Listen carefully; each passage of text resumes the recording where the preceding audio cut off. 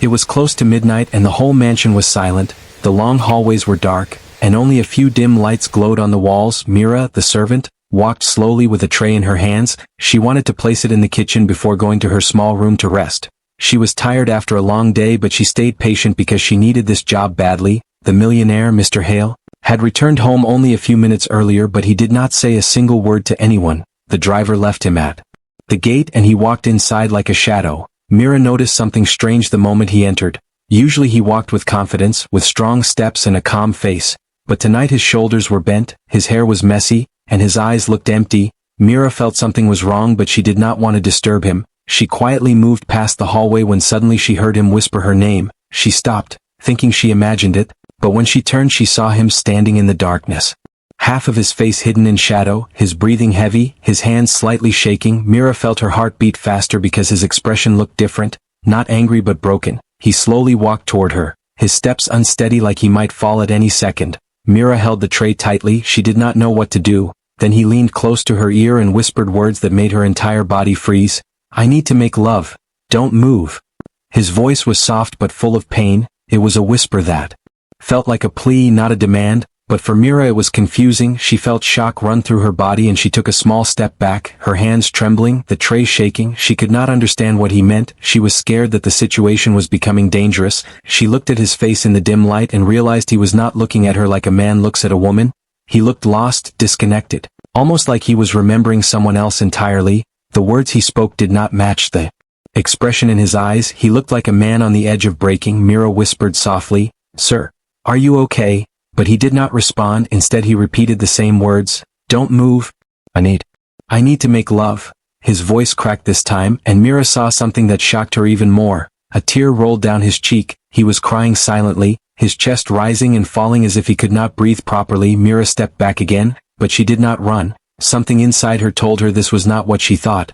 This was not desire, this was not anger, this was something else, something deep and painful. The millionaire suddenly fell to his knees right in front of her, his hands touching the floor, his shoulders shaking. Mira gasped and quickly put the tray aside so it would not fall. She hesitated for a moment but then knelt beside him. "Sir, please look at me. What happened?" she asked in a soft voice, but he did not lift his head. His fingers curled into fists as if he was fighting a memory he could not escape. His whisper came again, but it sounded more like a broken child than a powerful man. "Don't move, please." Mira felt fear but also pity. She had never seen a man looked so hurt, so empty, so lost. She slowly placed a hand on his shoulder hoping to calm him. She had worked in this mansion for 2 years and she had never heard him raise his voice or act cruel. He was strict but never dangerous. Tonight he looked like someone else entirely, someone hurting so deeply he could not control his words. Mira looked around the hallway, wondering if she should call someone, but she was the only servant awake at this hour. She could feel his body shaking under her hand. He looked like he had not slept for days, like he was drowning in grief no one knew about. Suddenly he whispered a name, a woman's name, not Myra's, and it sent chills down her spine. The name was spoken with pain, with longing, as if he was speaking to someone he lost. Mira realized he was not seeing her, he was seeing someone else, someone from his past. She felt her fear turn into confusion and sympathy. Maybe the words he whispered were not meant for her at all. Maybe he was trapped in a memory. Mira gently spoke again. "Sir, you are safe, you are at home," hoping he would understand, but he only shook his head and whispered the same painful line again, his voice breaking each time. Myra's heart began to hurt as she watched him struggle. She knew she needed to call the family doctor because this was not normal. This was not a man acting out of desire but a man drowning in emotional wounds. Mira slowly stood up and moved toward the phone, but before she walked away, she heard him whisper, "Don't leave me, please." And for the first time his voice sounded terrified, like a child afraid of being abandoned. Mira realized that tonight would not be like any other night. Something was happening inside the millionaire's heart, something that would change everything in the days to come, and she did not yet know that this whisper would be the beginning of a truth far more shocking than anything she imagined. Mira stood frozen for a moment, her hand still on the phone, her heart racing as she looked at the millionaire kneeling on the cold marble floor, his body trembling like a man fighting invisible ghosts. She had seen people cry before, but never like this. Never with such pain that even the air around him felt heavy. She slowly walked back toward him, afraid he might hurt himself, afraid he might fall unconscious, and afraid of the strange words he kept whispering under his breath. "Don't move. Please don't move. I need to make love." But this time the words sounded empty, like an echo of a memory he was trapped in. not a desire he was acting on. Mira knelt beside him again and gently touched his arm. His skin was cold, his breathing fast, his eyes unfocused as if he was looking at someone who wasn't there. She whispered his name softly. Mr. Hale, please listen to me, you are safe, I'm here. But he didn't answer, he kept shaking, kept whispering the same broken line, and Mira realized something deeper was happening. He wasn't in the present, he was lost somewhere else, inside a memory too painful to escape, a memory pulling him down like quicksand. Suddenly another tear fell down his cheek, then another, and Mira felt her chest tighten. She had always seen him as strong, strict, powerful, but tonight he looked fragile, like his whole world had collapsed and he was trying to hold the pieces with shaking hands. She didn't know his personal life, she didn't know why he would whisper such strange and painful words, but she knew this was not a man hurting her. This was a man hurting himself. She gently took his hand, hoping to snap him out of the nightmare he was trapped in. Sir, look at me please, she said softly, and after a long moment he finally lifted his head, his eyes red and empty. He stared at her like he wasn't sure who she was, like he wasn't sure where he was. Mira felt fear again, but she stayed still. She didn't want to leave him alone in this state. She whispered again, Sir, breathe slowly, I'm here. And for a moment something inside his eyes shifted. A flicker of awareness returned. He tried to speak, but his voice cracked like a breaking glass. She said that to me. She said it when she... He couldn't finish the sentence. His voice died halfway and he clutched his chest like the memory was stabbing him from the inside. Mira didn't understand everything, but she realized something important. The words he whispered, those strange words, were not meant for her. They were a memory, a painful last moment he had lived through, a sentence that scarred him so deeply that his mind repeated it. When he broke down, the mansion was still silent around them, but Mira felt like the walls were listening, like the whole place was holding its breath. Watching the millionaire's collapse, she helped him sit up slowly, supporting his back with her arm. He closed his eyes and tried to breathe, but every breath sounded like a struggle. Mira realized she had to call someone. She couldn't handle this alone. But as she stood up, he grabbed her wrist suddenly, not with force but with desperation. Don't leave, please. Don't leave me again, he whispered, and the word again hit Mira like a shock. He wasn't talking to her, he was talking to someone from his past, someone he lost, someone he still begged not to leave. Mira knelt again and held his hand gently. She didn't know what to say, she didn't know how to comfort a man drowning in grief, so she stayed quiet, letting him breathe, letting him cry, letting him fight the memory his heart couldn't let go. After a long moment he opened his eyes and looked at her properly for the first time that night.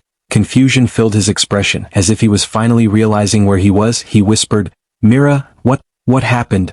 She didn't tell him everything, not yet. She simply said, You were not okay, sir. You were remembering something painful. He looked away, ashamed, as if he had shown her a side of himself he never wanted anyone to see. Mira knew he needed help, so she gently said, Sir, may I call the doctor? He didn't answer at first, he just stared at the floor, then slowly nodded. Mira rushed to the phone and called the family doctor with shaking hands. When she returned, Mr. Hale was sitting against the wall, his face pale, his hands covering his eyes. He looked broken but quieter, like the storm inside him had slowed but not ended.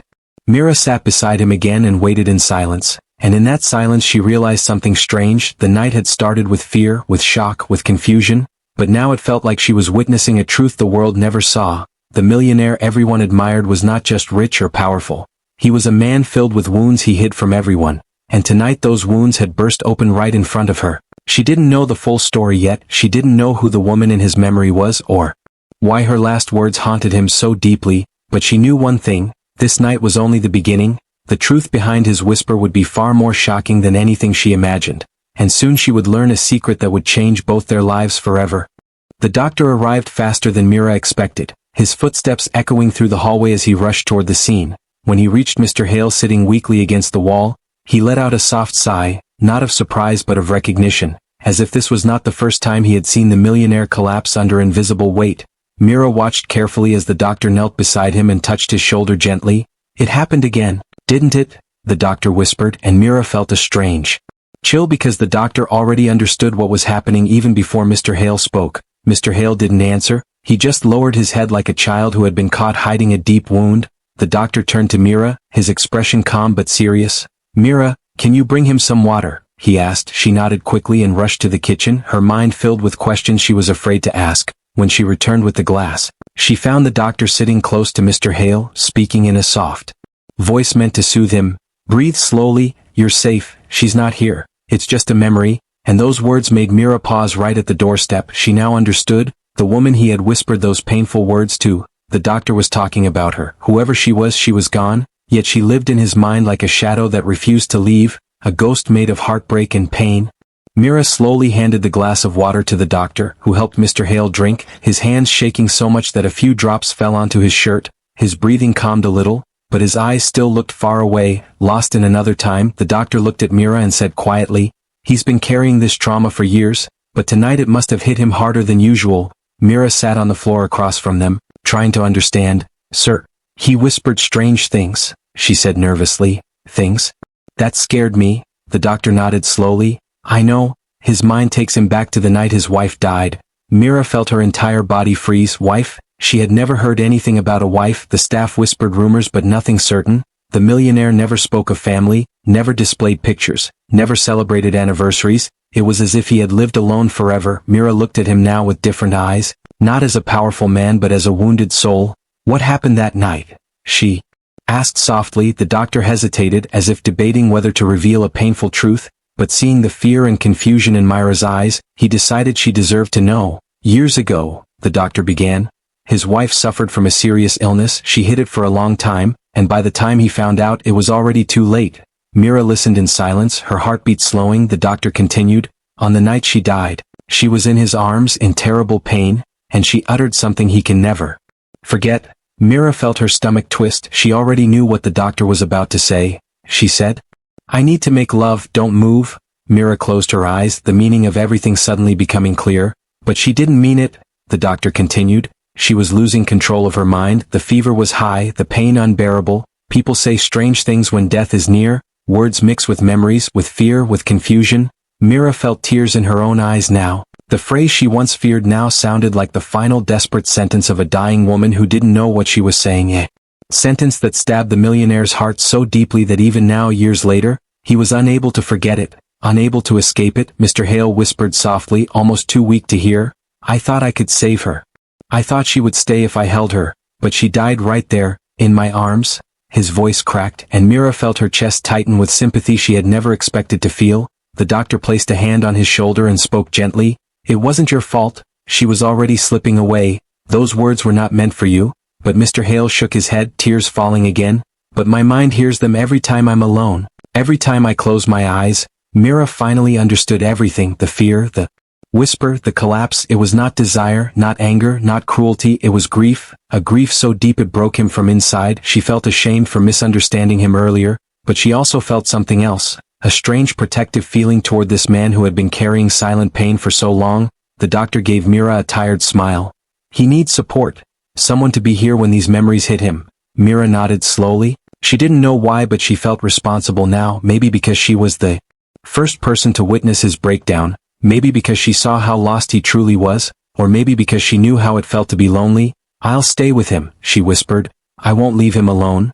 The doctor nodded approvingly, and Mr. Hale lifted his eyes to look at her with a weak, broken expression that said more than words ever could. In that moment, Mira realized this was no longer just her job. Something deeper had started. A connection formed in a dark hallway, a bond created by pain. And she had no idea how much this night would change the rest of their lives. The night grew quieter as the doctor left the mansion, leaving Mira alone with the millionaire who sat on the floor like a man who had finally reached the edge of his strength. The air felt heavy but softer than before, as if a storm had passed but left the sky full of broken clouds. Mira slowly helped Mr. Hale stand, his body weak, his steps unsteady like a man learning how to walk again. He leaned on her shoulder without shame, without pride, just raw exhaustion. She guided him to the living room where the soft lamp light made his tired face look even older. She placed a blanket around him and knelt down nearby, keeping some distance but not far enough to make him feel alone. He stared at the floor for a long moment, silent, breathing slowly, and Mira felt like she was sitting beside a man whose heart had carried too much for too long. After a few minutes he spoke, his voice quiet and rough. "I scared you earlier, didn't I?" Mira hesitated but nodded softly. She didn't want to lie. "Yes, sir. I was afraid," she whispered. "But now I understand you were hurting." He lowered his head, ashamed. "I never wanted anyone to see me like that, especially not you." Mira frowned slightly. She wasn't used to the idea that someone as powerful as him cared how he appeared to a servant. But tonight there was no millionaire, no servant, only a wounded man and the woman who witnessed his collapse. She moved a little closer, careful not to cross any boundary. "Sir, everyone feels pain, even strong people." she said softly. He gave a small, broken smile. Strong people? I haven't felt strong in years.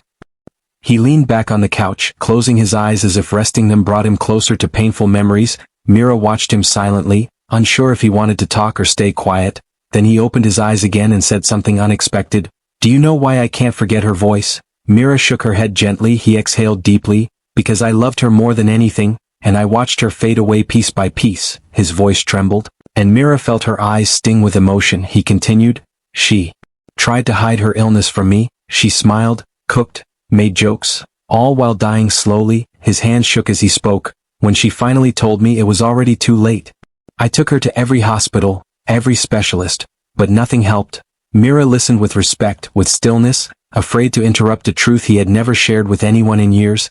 His voice softened to a whisper. On her last night, she was burning with fever. She didn't know where she was. She didn't even recognize me at first. His eyes filled with tears again. Mira felt her heart ache. And then she said that line that haunts me every night. He pressed his hand against his forehead. She said it with confusion, with fear, not love, not desire, but my mind twisted it into guilt. Like I failed her, like I didn't protect her. Mira shook her head immediately. You didn't fail her, sir. You tried everything, you stayed by her side. He looked at her as if hearing those words for the first time. I held her until her last breath, and when she died, I felt like she took my whole world with her. His voice broke, and Mira felt an unexpected pull in her heart, a soft ache that made her want to reach out and comfort him. She slowly placed her hand on his, her touch gentle and respectful. He didn't pull away. He looked at their hands for a moment and whispered, I don't know why I'm telling you all this. Mira answered honestly, maybe because you needed someone to listen. He nodded slightly. Maybe, or maybe because you didn't run away, even when you were scared. Mira felt warmth in her chest. She never thought her presence could matter this much. Sir, you don't have to face this alone every time, she whispered. You can call me if you feel like this again. He looked surprised, almost touched. Why would you do that? You don't owe me anything. Mira took a breath before answering. Because no one deserves to suffer alone. Not even you. He stared at her quietly, something soft and vulnerable in his eyes, something she had never seen before, as if he was looking at her not as a servant but as a lifeline he never expected to find. Mira didn't know what this moment meant or what it would become, but she knew one thing. Tonight changed everything between them. The millionaire who never spoke about his emotions had opened his wounded heart in front of her, and she had stepped into a part of his world that no one else had touched. For years. She stood up slowly, arranging the pillows around him. Try to rest, sir. You need sleep. He nodded weakly, closing his eyes, but before Mira walked away, he whispered one last fragile sentence. Thank you, for staying. Mira paused in the dim light, her heart heavy but warm, and she realized she could not look at him the same way again. This was not just a wealthy man, not just an employer. This was someone fighting a silent battle she could no longer ignore. She walked away quietly, knowing that whatever came next would pull both of them deeper into a story neither of them expected. And she understood one thing clearly. This was only the beginning of the truth behind the shocking whisper that changed everything. The next morning arrived quietly, but the mansion felt different, as if the walls themselves remembered the night before. Mira woke early, her mind still heavy from everything she had seen. She kept replaying the moment Mr. Hale collapsed, the broken whisper, the truth about his wife, and the fragile way he held onto her hand. She dressed quickly and walked toward the kitchen. But as she reached the main hallway, she noticed something unusual. The house staff were gathered in small groups. Whispering to each other with nervous faces, Mira slowed her steps, feeling a strange wave of anxiety rise in her chest. They all looked at her the moment she passed, their eyes sharp with curiosity and suspicion. One of the maids stepped forward and whispered, We heard something happen last night. Did he try to touch you? Mira felt her stomach twist painfully. The staff had misunderstood everything. Rumors were already spreading like wildfire. She tried to stay calm.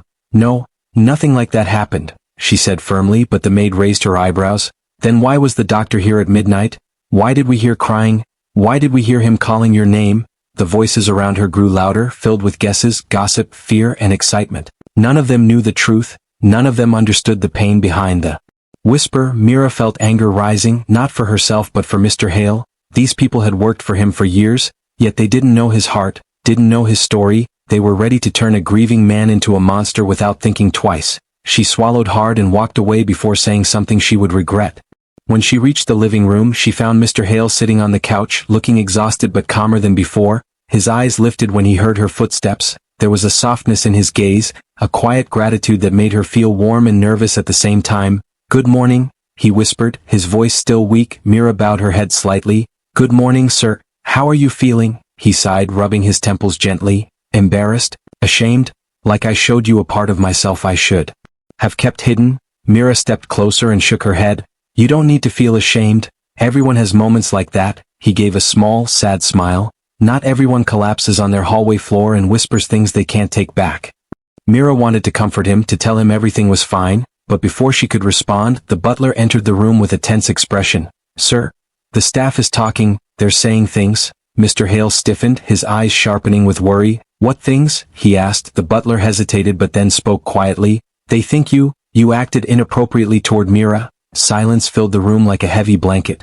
Mr. Hale's face drained of color. He looked at Mira immediately, fear in his eyes. "Did they bother you? Did anyone say something to you?" he asked anxiously. Mira tried to stay calm. "They misunderstood, sir. I told them nothing happened." But the butler shook his head. "Rumors have already reached outsiders. Someone from the media called this morning asking questions."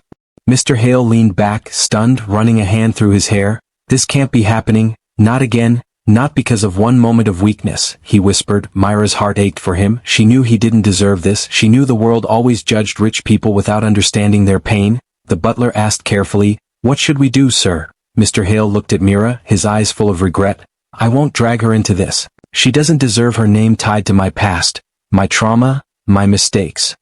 Mira stepped forward quickly, her voice steady. "Sir, you didn't do anything wrong. We can fix this." He shook his head slowly. "The world doesn't want truth. It wants stories, and this one sounds scandalous." Mira felt a sudden strength rise inside her, the same strength she had last night when she held his hand. "Then let me speak, sir," she said softly. He looked confused. "Speak?" she nodded. "If someone asks me, I'll tell the truth. I'll tell them you were in pain, that you were remembering your wife, that I was helping you, not the other way around." He stared at her for a long moment, shocked by her courage. His voice softened.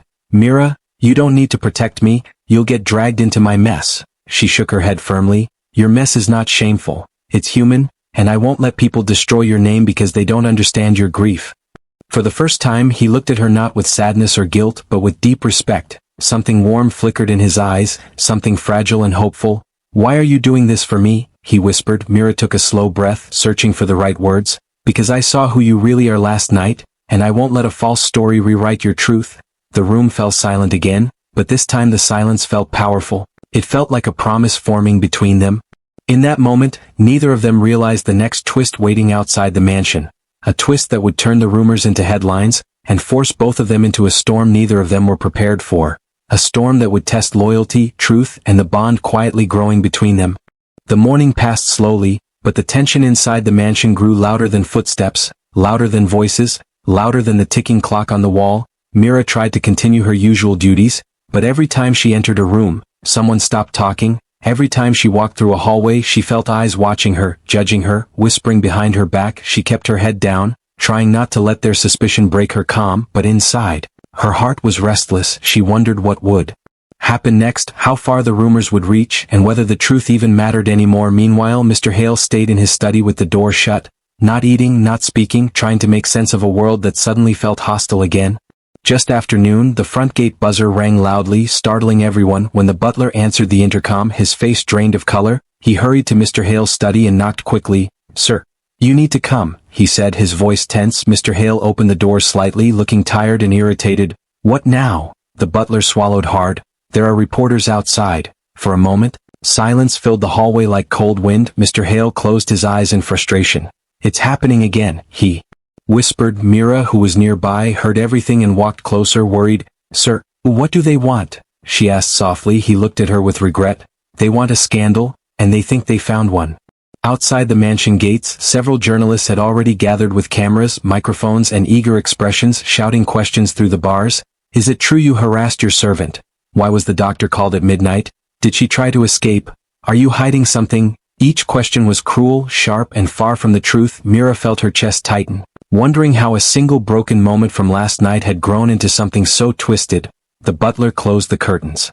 "Quickly, we need to keep the staff indoors. No one should speak without your permission, sir," he said. Mr. Hale nodded weakly, feeling trapped again, not by grief this time, but by people hungry to destroy his name.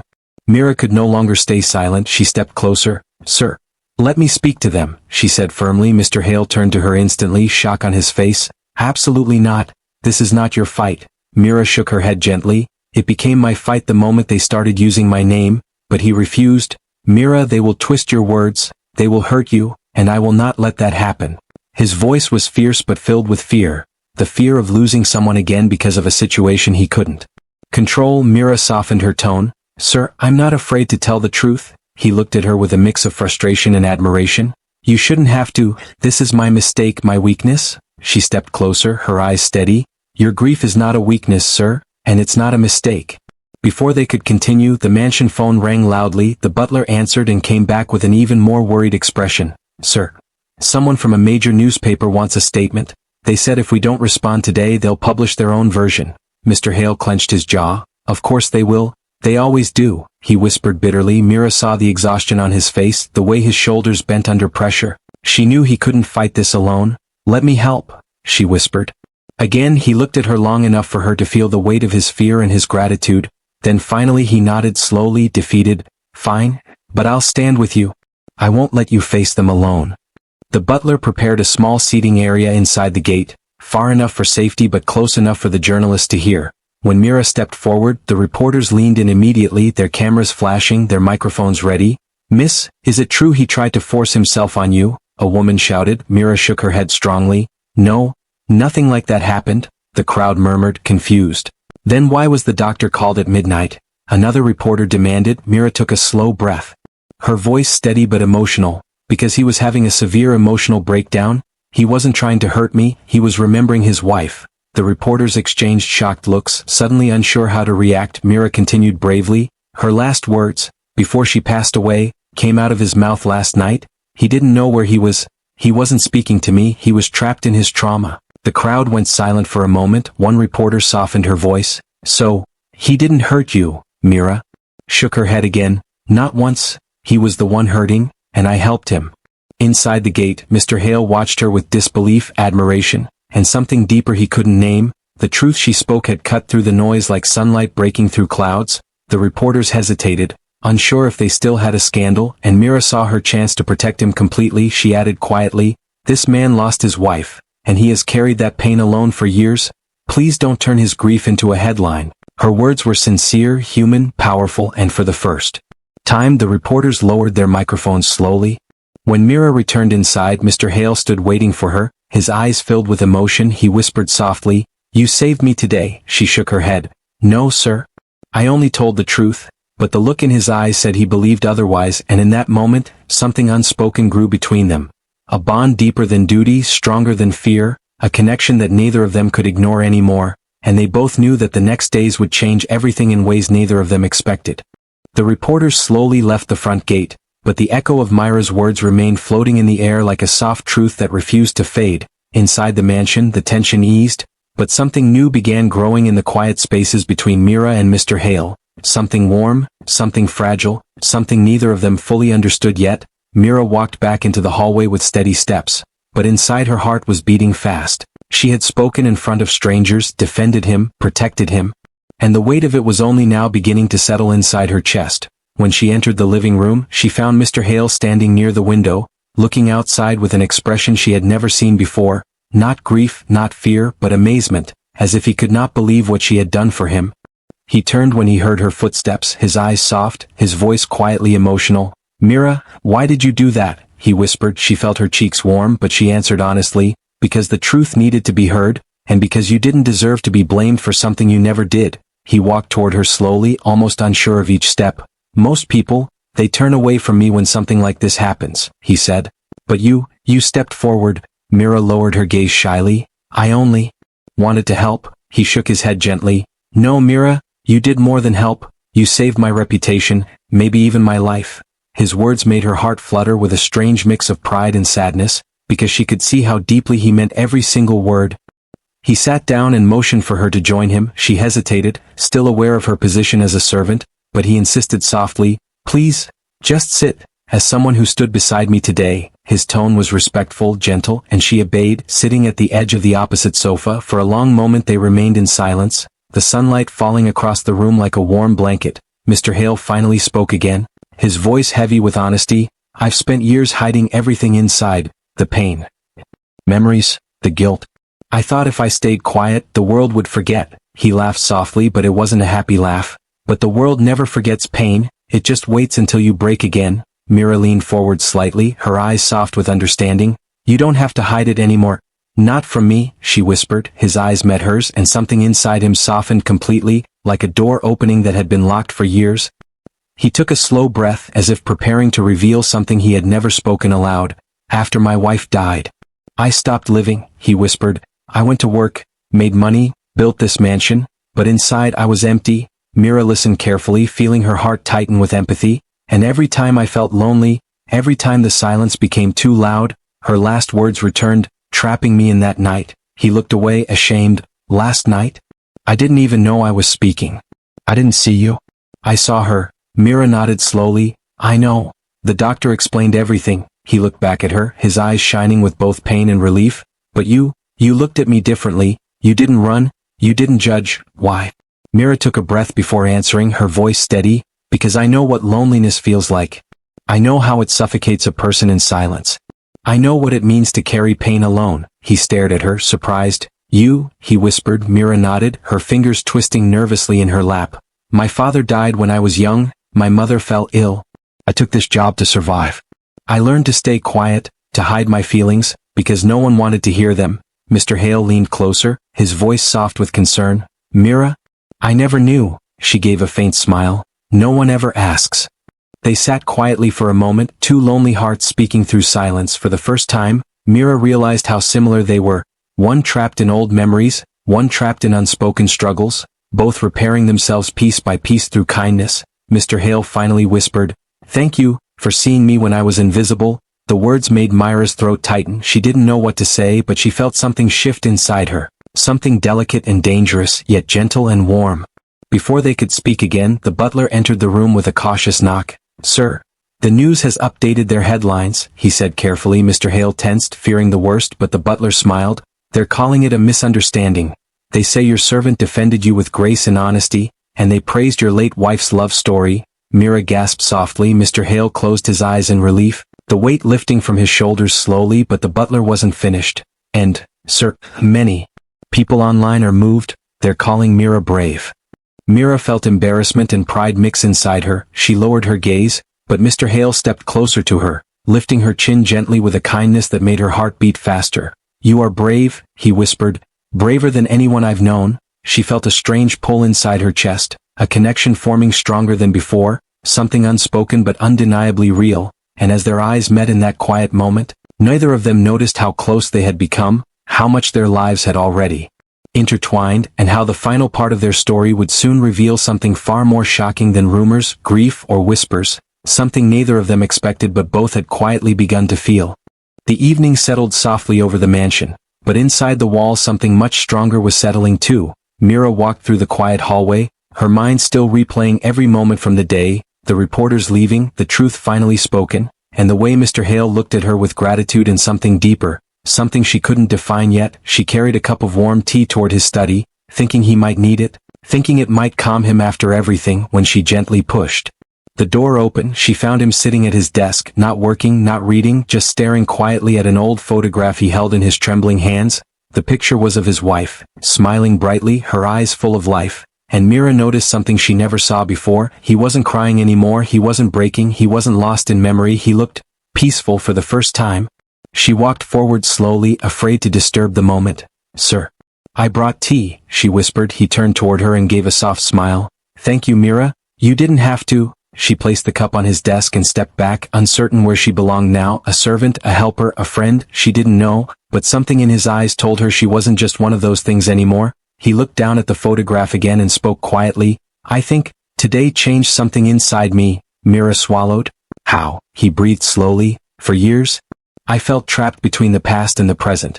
But when you spoke today, when you told them the truth, it felt like someone finally pulled me out of the darkness I've been living in.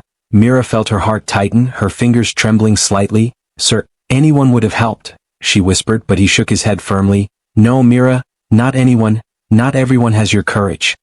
He stood slowly and walked toward the window, looking at the quiet garden outside. For so long. I thought I didn't deserve peace, that I didn't deserve to move on, he whispered.